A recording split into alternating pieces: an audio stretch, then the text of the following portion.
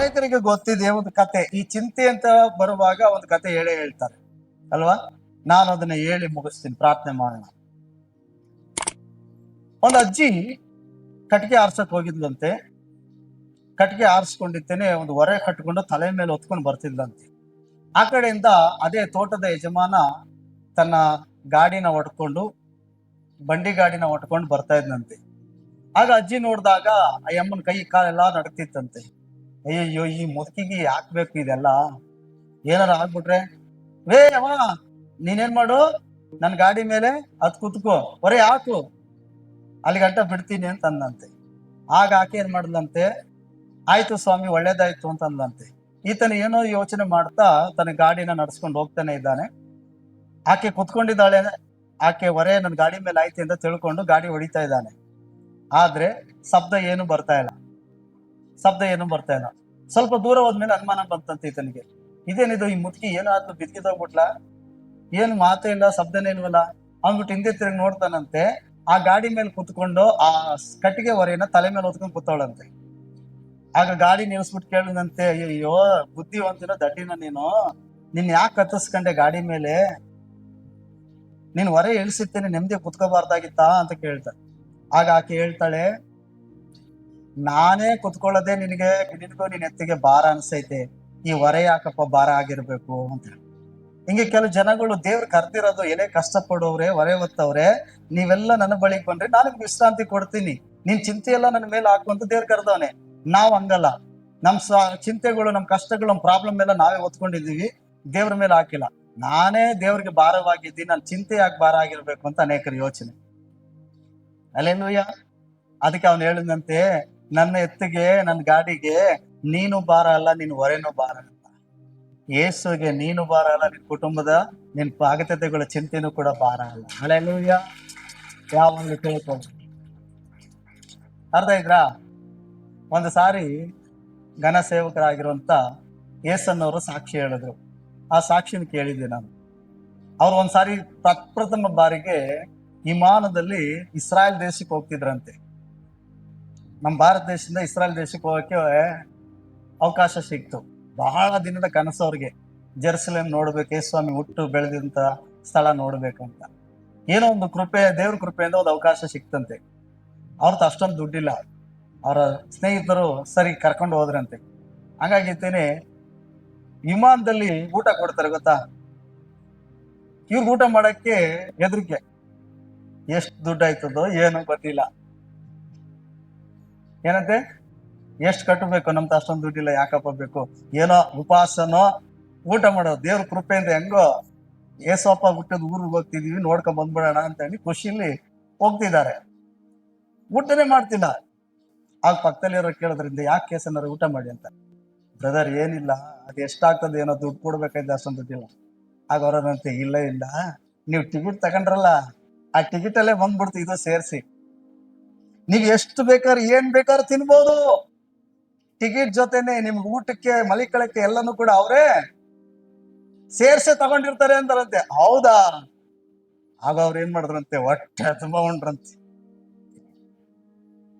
ಅರ್ಥ ಆಯ್ತಾ? ಏನ್ ಕಲಿತೀವಿ ಇದರಿಂದ? ಹಲ್ಲೆಲೂಯಾ. ನೀನ್ ಕರೆದಂತ ದೇವ್ರು ಚಿಂತೆ ಮಾಡ್ಬೇಡ ಅಂತ ಅನ್ನೋದಾದ್ರೆ, ಆತ ನಿನ್ನ ಅಗತ್ಯತೆಗಳನ್ನ ಸಂಧಿಸೋದಕ್ಕೆ ದೊಡ್ಡವನಾಗಿದ್ದಾನೆ ಅಂತ. ಕರ್ತನು ನಿನ್ನ ಪ್ರತಿಯೊಂದು ಪರಿಸ್ಥಿತಿಯಲ್ಲೂ ನೀನ್ ಸಂಗಡ ಇರ್ತಾನೆ ಅನ್ನೋದು. ಹಲ್ಲೆಲೂಯಾ. ಚಿಂತಿಸಬೇಡಿ, ದೇವರು ದೊಡ್ಡವನು. ಹಲ್ಲೆಲೂಯಾ. ಪ್ರಿಯರೇ, ಯಾವಾಗ ನಮಗೆ ಮೂರನೇದಾಗಿ ಚಿಂತೆ ಬರ್ತದೆ? ಒಂದು, ಅಗತ್ಯತೆಗಳಿದ್ದಾಗ ಚಿಂತಿಸ್ತೀವಿ. ಎರಡನೇದಾಗಿ ವಿಶ್ವಾಸ ಕಮ್ಮಿ ಆದಾಗ ಚಿಂತೆ ಬರ್ತದೆ. ಮೂರನೇದಾಗಿ ಯಾವಾಗ ಚಿಂತಿಸ್ತೀವಿ ಗೊತ್ತಾ? ನಾವು ನೇರವಾಗಿ ದೇವರನ್ನ ನೋಡದೆ, ನಮ್ಗೇನ್ ಬೇಕೋ ಅದನ್ನ ನೋಡ್ಕೊಂಡು ದೇವ್ರನ್ನ ಸ್ತೋತ್ರ ಮಾಡ್ತಾ, ದೇವ್ರು ಹೇಳೋ ಮಾರ್ಗನ ಬಿಟ್ಟು ನಮ್ಮ ಮನಸ್ಸು ಅಕ್ಕಪಕ್ಕದವ್ರು ನೋಡಿದಾಗ, ಅವ್ರು ಉಟ್ಕೊಂಡಿರೋ ಸೀರೆನೋ, ಅವ್ರು ತಗೊಂಡಿರೋ ಬಂಗಾರನೋ, ಅವ್ರು ಕಟ್ಕೊಂಡಿರೋ ಮನೇನೋ, ಅವ್ರನ್ನ ನೋಡಿತೇನೆ ನಾವು ಆಸೆ ಪಡ್ತೀವಿ.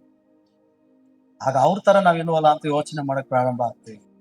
ದೇವ್ರು ಅವ್ರ ತರ ನಮ್ಮನ್ನ ಆಶೀರ್ವದಿಸಿಲ್ವಲ್ಲ ಅಂತ ಯೋಚನೆ ಮಾಡ್ತೀವಿ. ಈ ಕೀರ್ತನೆ 37ನೇ ಅಧ್ಯಾಯ ನೀವು ಓದೋದಾದ್ರೆ, ಅಲ್ಲಿ ಇಡೀ ಅಧ್ಯಾಯ ಏನ್ ಹೇಳ್ತದೆ ಗೊತ್ತಾ? ದುಷ್ಟನ ಸಂಪತ್ತಿನಲ್ಲಿ ನೀತಿವಂತನು ನಂಬಿಗಸ್ತನಾಗಿರ್ಬೇಕು ಅನ್ನೋದು ಹೇಳ್ತದೆ. ದುಷ್ಟನ ಸಂಪತ್ತಿನಲ್ಲಿ ನೀತಿವಂತನು ನಂಬಿಕೆಯಿಂದ ಇರ್ಬೇಕಂತೆ. ಸಾಧ್ಯನಾ? ಈಗ ನಿಮ್ ಪಕ್ಕದ ಮನೆಯವರು ಬಿಲ್ಡಿಂಗ್ ಮೇಲೆ ಬಿಲ್ಡಿಂಗ್ ಕಟ್ಕೋತಿದ್ದಾರೆ, ಅವ್ರು ಚೆನ್ನಾಗಿದ್ದಾರೆ, ಸಂಪಾದನೆ ಮಾಡ್ತಿದ್ದಾರೆ. ನೀನ್ ಏಸಪ್ಪ ಏಸಪ್ಪ ಸ್ತೋತ್ರಪ್ಪ ಸ್ತೋತ್ರಪ್ಪ ಅಂತ ಹೇಳಿ ಸುಳ್ಳು ಹೇಳೋದು, ಮೋಸ ಮಾಡೋದು, ಅನ್ಯಾಯ ಮಾಡೋದು ಎಲ್ಲ ಬಿಟ್ಟು ಚರ್ಚಿಗೆ ಬರ್ತಾ ಭಕ್ತಿಲಿ ನಡೀತೀನಿ. ಆದ್ರೆ ನಿನ್ ಕೊರತೆಗಳೈತಿ. ಅವ್ರು ನೋಡಿದ್ರೆ ಉದ್ಧಾರ ಆಯ್ತಾನೆ ಇದ್ದಾರೆ. ನೀನ್ ನಂಬಿಗಸ್ತಿಕೆಯಲ್ಲಿ ಇರ್ತೀಯಾ? ಇರಕ್ ಸಾಧ್ಯನಾ? ಹೌದಾ? ಅಲ್ಲಿ ವಾಕ್ಯ ಹೋದ್ರಿ, ತಲೆ ಬರ ಹೋದ್ರಿ, 37ನೇ ಅಧ್ಯಾಯ. ದುಷ್ಟರ ಸಂಪತ್ತಿನಲ್ಲಿ ಸದ್ಭಕ್ತರು ನಂಬಿಕೆಯಿಂದ ಇರ್ಬೇಕೆಂತಲೇ ಬೋಧಿಸುವ. ನೋಡಿ, ಹಾಗಾದ್ರೆ ಅನ್ಯಾಯ ಮಾಡ್ತಾ, ಮೋಸ ಮಾಡ್ತಾ, ಸುಳ್ಳು ಹೇಳ್ತಾ, ಯಾವ ರೋಗ ಬರ್ದಂಗೆ, ಯಾವ ಸಮಸ್ಯೆ ಇಲ್ದಂಗೆ, ಇಷ್ಟಪಟ್ಟದೆಲ್ಲ ಪಡ್ಕೊಂಡು ಚೆನ್ನಾಗಿರೋರನ್ನ ನೋಡಿ ನೀನ್ ಅಯ್ಯಸಪ್ಪ ಸೋತ್ರ ಸೋತ್ರ ಅಂತ ನಂಬಿಕೆ ನಿಲ್ತೀಯ ಪಕ್ಕದವ್ರು ನೋಡ್ಕೊಂಡು? ಸಾಧ್ಯನಾ? ಹೇಳ್ರಿ, ಯೋಚನೆ ಮಾಡಿ, ಸಾಧ್ಯನಾ? ಹಾಗಾದ್ರೆ ಇಲ್ಲಿ ಸ್ವಾಮಿ ಹೇಳ್ತಾರದೇನು? ದುಷ್ಟನ ಸಂಪತ್ತು ಅಂತ ಹೇಳುವಾಗ ಈ ಲೋಕದಲ್ಲಿ ಸೈತಾನನು ಪಾಪವನ್ನೇ ತಾಚಿತವಾಗಿ ಬಿತ್ತುಬಿಟ್ಟಿದ್ದಾನೆ. ಈ ಲೋಕದಲ್ಲಿ ಎಲ್ಲವನ್ನ ಇಟ್ಟಿದ್ದಾನೆ. ಆದ್ರೆ ಸ್ವಾಮಿ ಹೇಳ್ತಿದ್ದಾನೆ, ಈ ದುಷ್ಟ ಲೋಕದಲ್ಲಿ ನೀನ್ ನಂಬಿಕೆಯಿಂದ ಇರು. ಯಾಕಂದ್ರೆ ನೀನ್ ಏನೇ ಇಲ್ಲಿ ಪಡ್ಕೊಂಡ್ರು ಬಿಟ್ಟು ಹೋಗ್ಬೇಕು. ಇದು ಯಾವುದು ನಿನ್ಗೆ ಅವಶ್ಯಕತೆ ಇಲ್ಲ. ನಿನಗಾಗಿ ಪರಲೋಕನ ಸಂಪತ್ತನ್ನ ಸಿದ್ಧಪಡಿಸಿದ್ದೀನಿ. ಹಾಗಾಗಿ ಈ ದುಷ್ಟನು ಮಾಡಿದಂತ ಈ ಎಲ್ಲ ಸ್ಥಾನ ಮಾನ ಜಾತಿ ಪದವಿ ಈ ಎಲ್ಲವನ್ನ ಸ್ವಲ್ಪ ಕಾಲ ಮಾತ್ರ. ಆ ಮನೆಗೆ ಹೋಗಿ ಅಧ್ಯಯನ ಓದಿ ಅದು 2 ಇತಿಹಾಸ ತೋರಿಸ್ತದೆ. ಒಂದು, ನೀತಿವಂತನು ಹೆಂಗೆ ಫಲಿಸ್ತಾನೆ, ದುಷ್ಟನು ಹೆಂಗೆ ಇವತ್ತು ಸಮೃದ್ಧಿಯಾಗಿ ಕಂಡ್ರು ಇಲ್ಲದಾಗಿ ಹೋಗ್ಬಿಡ್ತಾನೆ ಅನ್ನೋದನ್ನ ಅದನ್ನ ತಿಳಿಸ್ತದೆ. ಆದ್ರಿಂದ ಅಲ್ಲಿ ದುಷ್ಟನ ಸಂಪತ್ತು ಅಂತ ಹೇಳುವಾಗ ಈ ಲೋಕದಲ್ಲಿ ಸೈತಾನ ಮಾಡಿದಂತ ಎಲ್ಲಾ ಪಾಪದ ಕಾರ್ಯಗಳನ್ನ ಬಿಟ್ಟು ನಿನ್ ನಂಬಿಕೆನ ಅನುಸರಿಸು. ದೇವರ ಮೇಲೆ ವಿಶ್ವಾಸ ಇರಲಿ. ಹಲ್ಲೆಲೂಯಾ. ಯಾಕಂದ್ರೆ ಇದು ಯಾವುದು ನಿನಗೆ ಶಾಶ್ವತ ಅಲ್ಲ. ಈ ಲೋಕಕ್ಕಾಗಿ ನೀನ್ ಚಿಂತಿಸ್ಬೇಡ. ನಿನಗೆ ನನಗೆ ಅಗತ್ಯತೆಗಳು ಇರೋದನ್ನ ಖಂಡಿತ ಕರ್ತನ ಒದಗಿಸಿಕೊಡ್ತಾನೆ. ನಿನಗೆ ಮನೆ ಇಲ್ವಾ? ಕರ್ತನ ಖಂಡಿತ ಮನೆ ಕೊಡ್ತಾನೆ.